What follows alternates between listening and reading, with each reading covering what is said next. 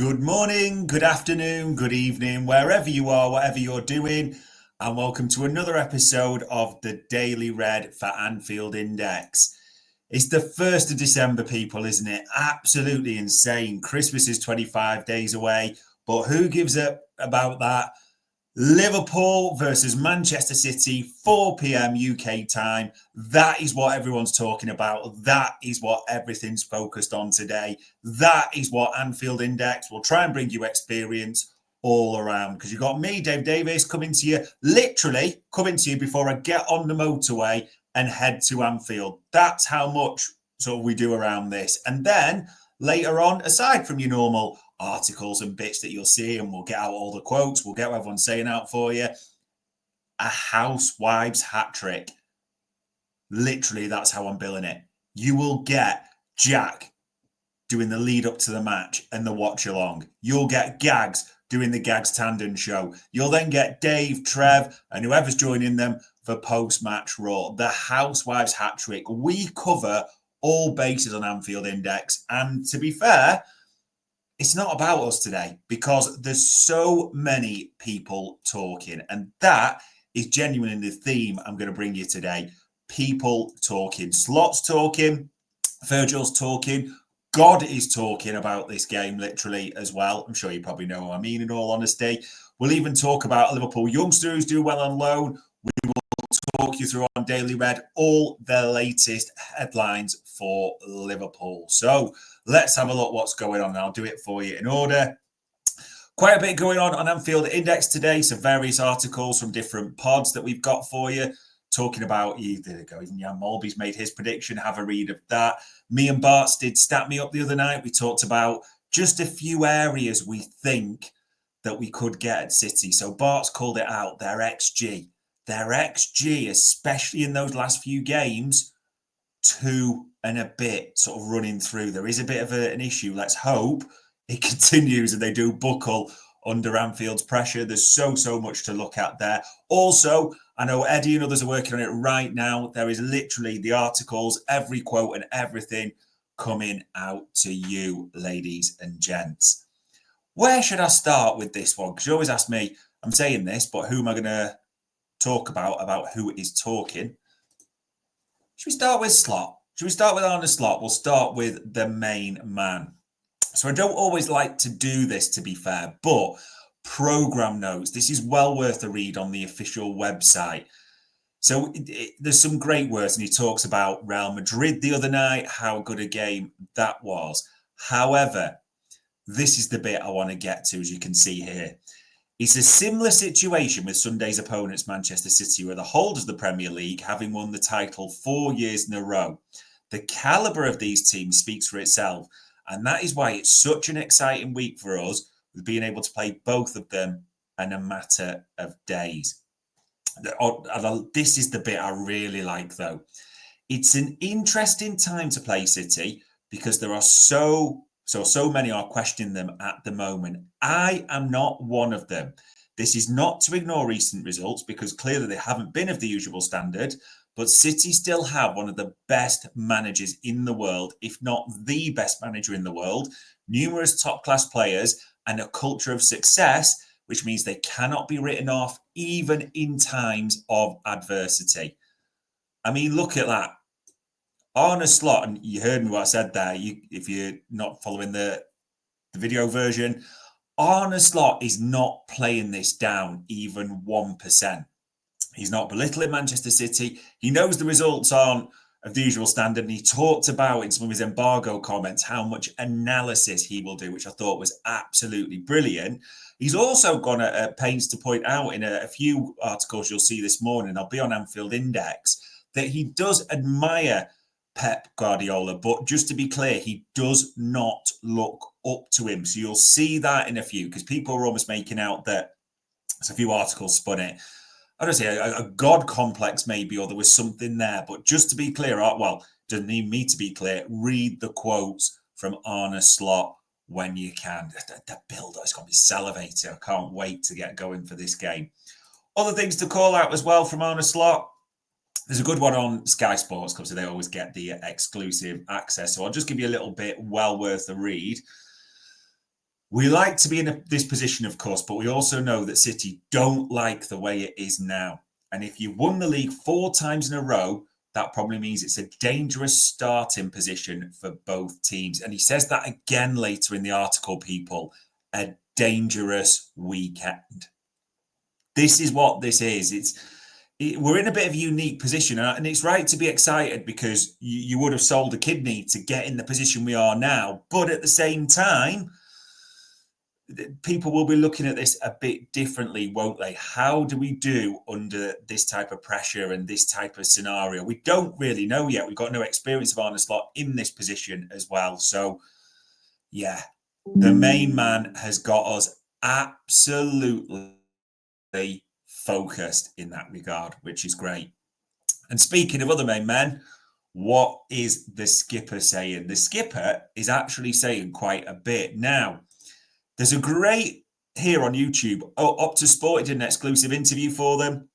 So it's a good one to watch, I'd say. It's only just under 10 minutes long. But I just want to play you a little thing about, or a snippet from it, if you want to call it that, about the fan base, about Connor Bradley's tackle, and just a little reminder to everyone in the ground, even though they don't really need it today. Ignite a little bit the fans as well, and it was a great tackle.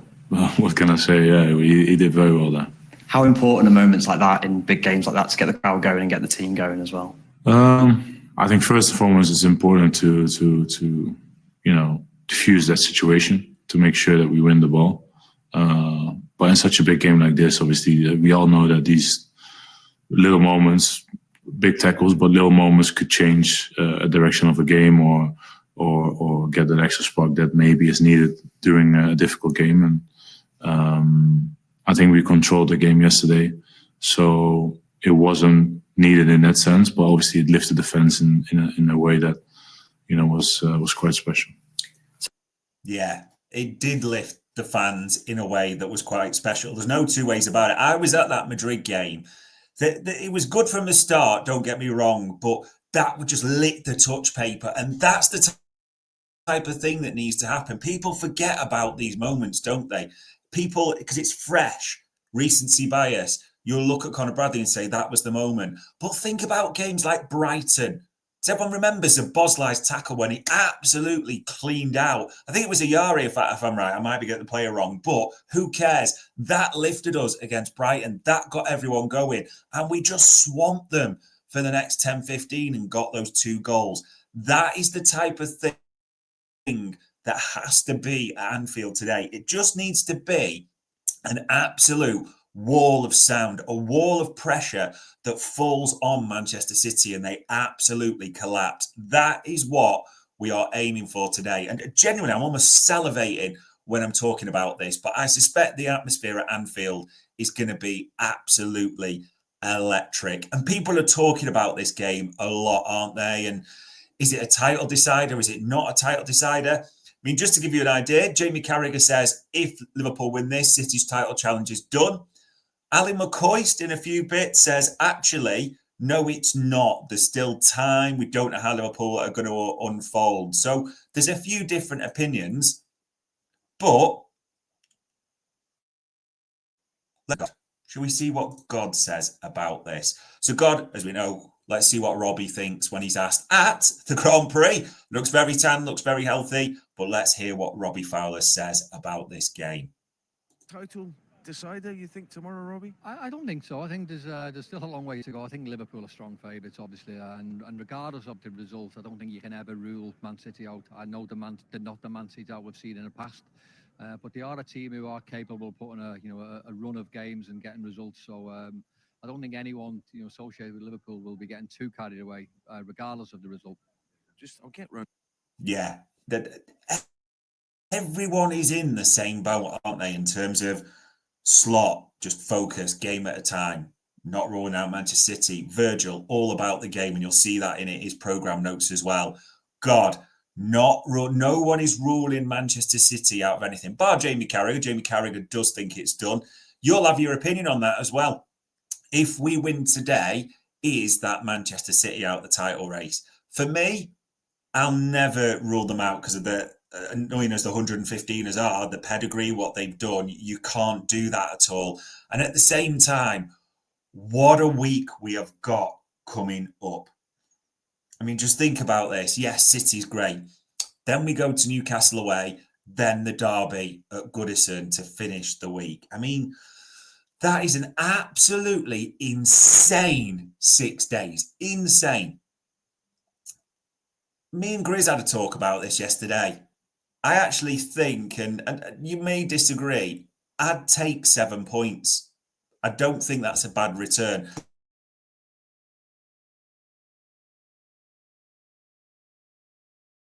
Seven, but I did 7, and I get all that. Of course, I want 9. Let's not be foolish, but 7 points and no injuries, because we're just starting to rack up a few. I think it is important to say you've just got to keep an eye on that, especially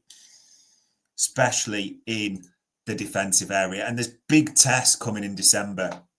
The one thing, if you get a minute, just have a look at the fixture list in December, because there's blocks of 3. It's like, what's he talking about? This Newcastle, Everton. There's then breakers. Girona, Endo, Morton in midfield. Honestly, that's the type of thing I want to see. Then Fulham at home. Then another breaker. Southampton. Carabao Cup again. That a weakened second, whatever you want to call it, second string. I don't care. But those are the 2 circuit breakers. Girona and Southampton. And then you come to that mental Christmas period of Spurs away, Leicester Boxing Day at home, West Ham away. So yeah, I'm really looking as I look at the big test in December, breaking up the month. I think that's the best thing we can do. The only thing, and I kind of missed it earlier, I don't even like looking at it, but I'll show you there, the Anfield Index account, that tweet. Virgil van Dijk on his contract. Now, he was asked this by Via Sports in a Dutch interview. And I didn't like the response, but he's honest. We know Virgil van Dijk. And he was asked about his contract, because the interview even said, I know I'm not really allowed to ask about your contract, but let's say 1 + 1 = 2. What did Virgil say, as you can see here? There is no update. So I have nothing to share to you. If you read reports about agreements done, all of this, it's not true. Of course, there are conversations going on, but right now I have nothing to share. This is the only real sort of thing, as much as injuries are bugging us. This contract, I mean, you can be honest about this, and it's been talked to death. I'm going to be deadly honest. And I don't want revisionism, because I've done pods, I've interviewed people. Let's just be clear. All of them have said at some point they expected one of them to be done by now. That is genuinely, if you search back, I know people will say not to worry, not to panic. And listen, there's more important things like in life. There's, bloody hell, there's one for what there is. There's war, famine, pestilence. Get all that nonsense out of the way, just so we can talk honestly about this. In a month's time, Virgil van Dijk, Trent Alexander-Arnold, Mo Salah can sign pre-contract agreements with an overseas club. That is not a good statement to be making, is it? It really isn't. We can't dress this up. You really hope during the Xmas period, it's right that more questions are asked and more pressure is put on. Like, if anyone's, it's like, where's Waldo? Where's Richard Hughes?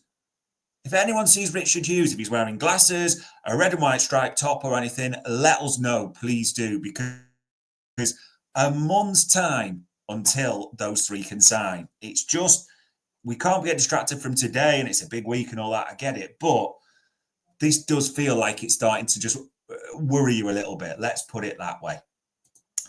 Other things just to call out, if I look on the YouTube, there's some great ones to watch. You got me and Grizz from yesterday. We talked about the City game. We talked about all the headlines. We talked to you. As to say, you got Molby, Scouted, all things on there. On the live today, you've got Jack there, as we say. Jack McIndoe will be doing his watch along. So shout out to Jack. Please join in if you're not going to the game. It'd be great to get your thoughts on that. Gags will be doing, as we say, his post-match show very quickly. And then Raw will come later with Dave and Trev. As it's being billed, the housewives hat trick, all that testosterone in one place, ladies and gents. And the final thing, a little bit different, I want to talk to you about before I get on the motorway and head to Anfield. Ben Doak. Ben Doak is doing really well in the Championship. He's had an interesting start at Middlesbrough. They were playing him a bit and his stats were okay, and people will jump on the per 90 stuff. I know. But there was real promise. There's a little bit more promise even now. I mean, he got a couple of assists yesterday. He did well for Scotland recently. He got a couple of assists there. So let's just have a look at one of the assists yesterday. Now, if you're watching this, you can see gets the ball, he's in the area. It's the selection. It's a lovely little almost chipped, dinked, if you want to call it, cross to the back post, which Conway then heads in. So the thing I like about this is Ben Doak's got all the pace, can beat a man almost easily. It doesn't seem difficult. It's his selection, his decision-making there's maybe been a few questions about. And it just looks like it's starting to come together in the Scotland games, as we've seen, and for Middlesbrough as well. So this could be interesting. And then Barts would be mental at me or shouting at me for not doing this. But this is per 90. It is based on a 924-minute sample before people go at me for any of this. But he can only play so much. You've got to be fair on him. If you look at his FB ref profile here, assist 0.49 per 90. It's the 98th percentile. It's these three that people are talking about. Progressive carries averaging 8.5. That's huge. That's massive. Over 90 minutes in the 99th percentile. Touches in the penalty area, over 8. That's massive again in the 99th percentile. Progressive passes received, over 15.5. It's all per 90. I get you. But there is promise there. There's no two ways about it. Those numbers are huge.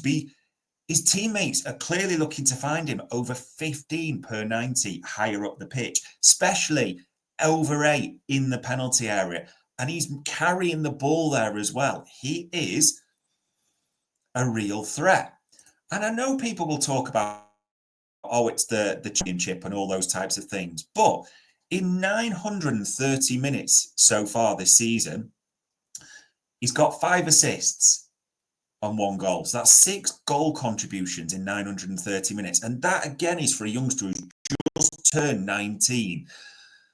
It is the Championship, and people will talk about that. But listen, we're looking at all our players on loan, like Owen Beck, Cade Gordon, to see how they're doing. Out of them all so far, Ben Doak is tearing up trees. And if you look at Middlesbrough and their fans, they are saying that he's the one that can really push us on possibly into those positions. They're in the playoffs now, positions now, aren't they? And could be a big factor there as well. So the reason I'm calling that out is he's going well. Yes, there's a lot to navigate. Yes, it's early in the season, but also at the same time, Ben Doak, fair play to the lad, doing well for Scotland at the same time as well, isn't he? Scotland, and I'm up here in Edinburgh, as you well know. All the fans up here are going absolutely mental to the kid. So fair play to him. Let's hope he keeps it going. But this is the game today. This is what we care about. I am going for a 3-1 victory. I do think I'm changing my mind a bit here, as people will know from post-conference press. I just wonder if Curtis Jones starts. I think Joe Gomez will get the nod. Whoever starts, let's hope it's a win with no injuries. That is all we're looking for today. I say all, it's a massive contest. Let's just hope Anfield brings the noise, which you know that it will. But on Sunday, the 1st of December, Manchester City at 4 p.m. That was your Daily Red for Anfield Index.